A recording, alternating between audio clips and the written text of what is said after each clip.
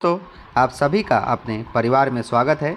दोस्तों, हमारी सीरीज चल रही है बहुत ही बेहतरीन बायोलॉजी की, जिसमें टॉपिक में हम बात करेंगे वो हमारे एंडोक्राइन सिस्टम यानी कि अंतःस्रावी ग्रंथि, जिसके माध्यम से हम सीख रहे हैं कि हमें भूख कब लगती है, प्यास कब लगती है, सेक्स कब करते हैं, या फिर हमारे लिए जो जितने भी हमारे हार्मोन होते हैं कि हमारे पास में अधिवृक्क हार्मोन क्या काम करता है, हमारे पास थायराइड क्या है, अग्नाशय क्या है, लीवर क्या है, पित्ताशय क्या है, या प्रोजेस्टेरोन हार्मोन क्या है, या टेस्टोस्टेरोन हार्मोन क्या है, वो हर एक क्वेश्चन जो हमारी बॉडी में काम करता है उसको हम एक एमसीक्यू के माध्यम से सीख रहे हैं। और दोस्तों, सभी को आपको क्या होगा, सभी को इसी तरह से आपके क्वेश्चन हर एक एग्जाम में देखने को मिलने वाले हैं। तो दोस्तों चलिए स्टार्ट करते हैं तेज़ी से। आज क्वेश्चन आपकी क्लास में 15 क्वेश्चन है और 15 क्वेश्चन में आप सभी बताइएगा कि आपने कितने कितने नंबर का स्कोर किया है। चलिए दोस्तों स्टार्ट करते हैं। निम्नलिखित में से कौन सी एक ग्रंथि नहीं है? तो दोस्तों याद रखना, हमारे पास में एक थायराइड ग्रंथि होती है, हमारे पास में एक यकृत ग्रंथि होती है, एक अग्नाशय होती है,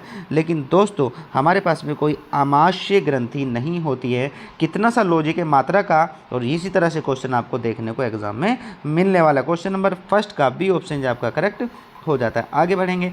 मानव शरीर में दूसरी सबसे बड़ी ग्रंथि कौन सी होती है? दोस्तों याद रखिएगा, पहली हमारी कौन सी होती है? तो पहली दोस्तों हमारी हो जाती है यकृत हो जाती है, जो हमारे शरीर की सबसे बड़ी ग्रंथि होती है। दूसरी हमारी जो होती है हमारी मिश्रित ग्रंथि होती है, वो हमारे दूसरे नंबर पे आ जाती है। तो इसका सही आंसर क्या हो जाएगा? आपका अग्नाशय इज आपका करेक्ट हो जाता है। आगे, ट्रिप्सिन क्या होता है? दोस्तों याद रखना, ट्रिप्सिन का कार्य क्या होता है, आप मुझे सभी कमेंट्स बॉक्स में ज़रूर बताएंगे। ट्रिप्सिन का काम क्या होता है, ये सभी बच्चे अपने कमेंट्स बॉक्स में मुझे ज़रूर बताएंगे। चलिए दोस्तों स्टार्ट करते हैं तेज़ी के साथ में।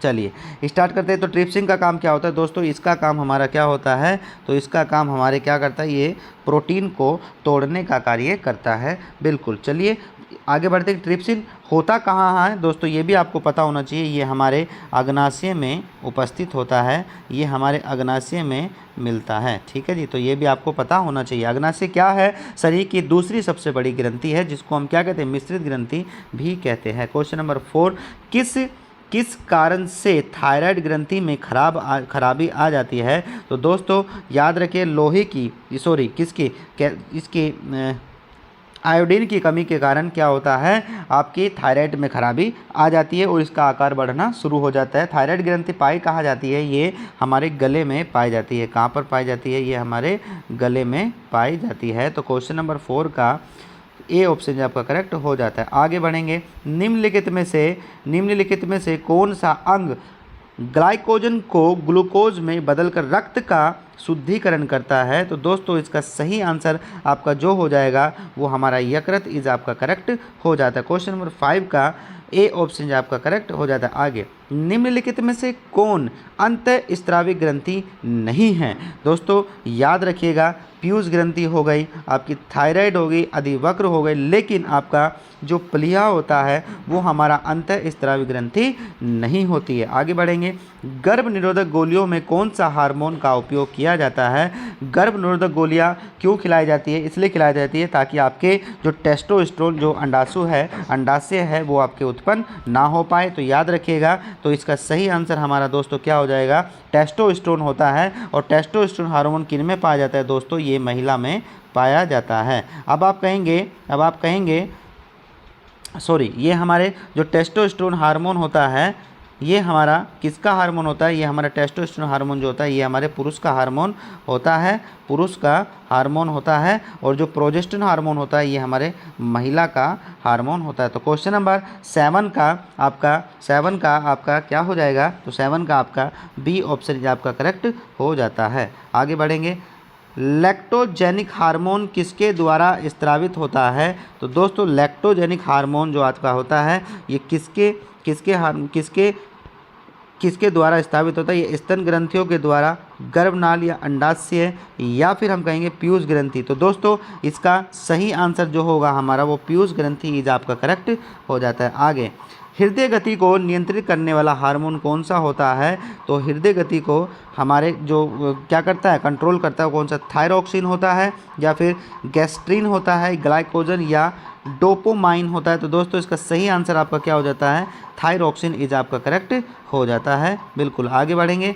निम्नलिखित दिए गए किस ग्रंथि द्वारा वृद्धि हार्मोन का स्राव होता है? तो दोस्तों वृद्धि ग्रंथि कहाँ होती है? तो ये आपकी पीयूष ग्रंथि होती है, जिसको हम क्या कहते हैं? मास्टर ग्लैंड भी कहते हैं, जो कहाँ पर पाया जाता है? आपके मस्तिष्क में पाया जाता है। इसका आकार एक चने की क्या होता है? एक चने के दाने के बराबर होता है। चलिए आगे बढ़ेंगे। क्वेश्चन नंबर 11, पीयूष ग्रंथि कहाँ कहाँ स्थित होती है? दोस्तों मैंने अभी बताया ये आपके कहाँ पर पाई जाती है? मस्तिष्क में पाई जाती है। आगे, निम्नलिखित में से कौन सा पादप हार्मोन नहीं है?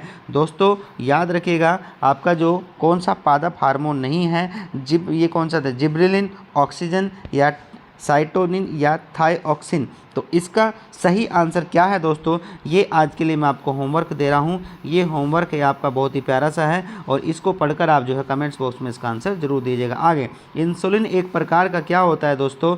इंसुलिन एक प्रकार का क्या होता है? ये हमारा एक हार्मोन होता है, तो ये भी आपको पता होना चाहिए। नेक्स्ट आपका, निम्नलिखित में से कौन से स्त्री हार्मोन होते हैं? दोस्तों इसका बहुत ही प्यारा सा आंसर आप देते चलिएगा, जो हमारे पास में सही इसका आंसर होगा। स्त्री हार्मोन कौन कौन से होते हैं?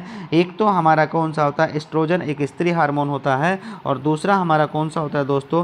प्रोजेस्टेरोन इज महिला हार्मोन होता है, लेकिन टेस्टोस्टेरोन जो आपका हार्मोन होता है ये हमारा पुरुष हार्मोन होता है। तो इसका सही आंसर हमारा क्या होगा?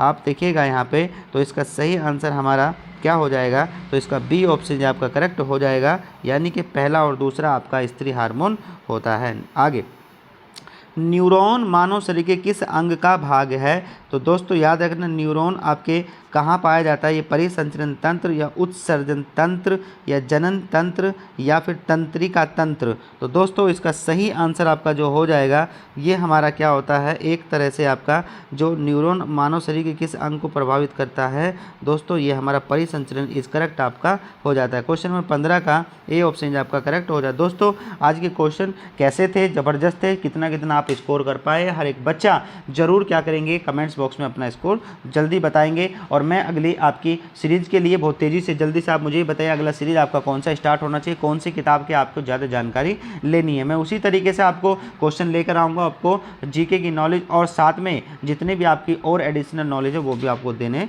वाला हूँ। तो मिलते हैं दोस्तों अगली क्लास, तब तक के लिए